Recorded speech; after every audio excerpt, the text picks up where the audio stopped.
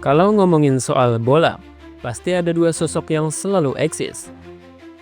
Bung Toel, sang pemuja pemain lokal yang tiap hari ngopi sambil nyari kata-kata sarkas. Dan Coach Justin, fans garis keras Arsenal yang punya 2 HP buat ngecek ranking klubnya. Tapi kali ini, mereka lagi dicari-cari netizen. Karena timnas Indonesia U20 baru saja rontok di Piala Asia U20 2025. Gimana cerita lengkapnya? Yuk kita bahas. Namun sebelum kita lanjut ke pembahasannya, kalian bisa klik tombol subscribe dan nyalain lonceng notifikasinya agar tidak ketinggalan konten terbaru dari Sport Station.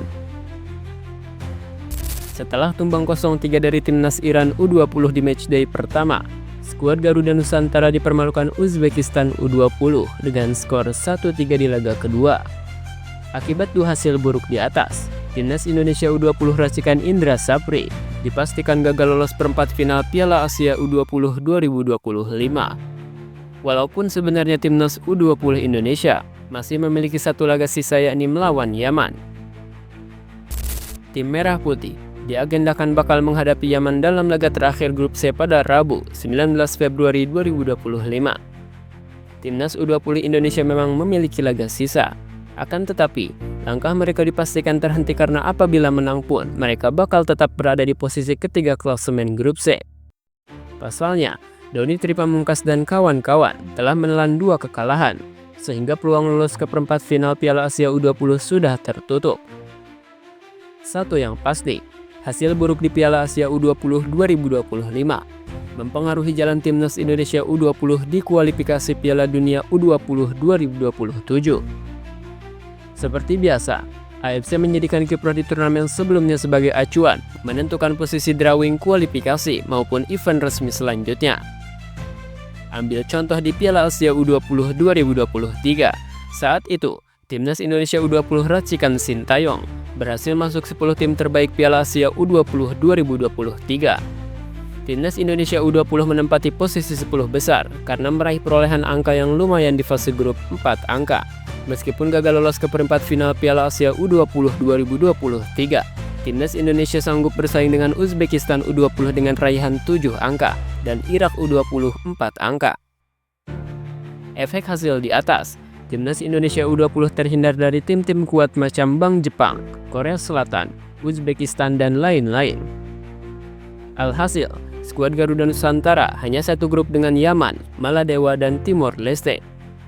Indra Sapri pun berhasil meloloskan timnas Indonesia U20 ke Piala Asia U20 2025 dan berada di pot 3 drawing Piala Asia U20 2025. Bagaimana dengan kans timnas Indonesia U20 masuk 10 besar Piala Asia U20 2025 setelah rontok di fase grup? Peluangnya ada, tapi sangat-sangat kecil. Selain belum mengoleksi poin sama sekali, selisih gol timnas Indonesia U20 sangatlah buruk, yakni -5. Di sisi lain, peringkat 3 grup A Qatar U20 memang belum mendapatkan poin, tapi selisih golnya hanya -3. Sementara itu, peringkat 3 grup C adalah Yordania dengan 3 poin dan selisih gol 0. Untuk peringkat 3 grup D, diisi Suriah U20 dengan 0 poin dan selisih gol -1. Harus siap menghadapi negara-negara kuat di kualifikasi Piala Asia U20 2027. Jangan sampai karena satu grup dengan negara kuat di kualifikasi, timnas Indonesia gagal lolos Piala Asia 2027. Dengan tertutupnya peluang itu, timnas U20 Indonesia juga resmi menutup langkah menuju Piala Dunia U20. Ini karena hanya 4 tim terbaik Piala Asia U20 yang dipastikan bisa lolos ke Piala Dunia U20. Untuk itu, terhentinya langkah timnas Indonesia di Piala Asia ini, terhenti pula perjuangan skuad Garuda Nusantara menuju Piala Dunia U20.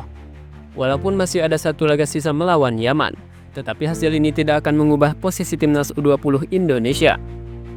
Namun, kemenangan tentu saja harus tetap menjadi harga mati dalam laga melawan Yaman.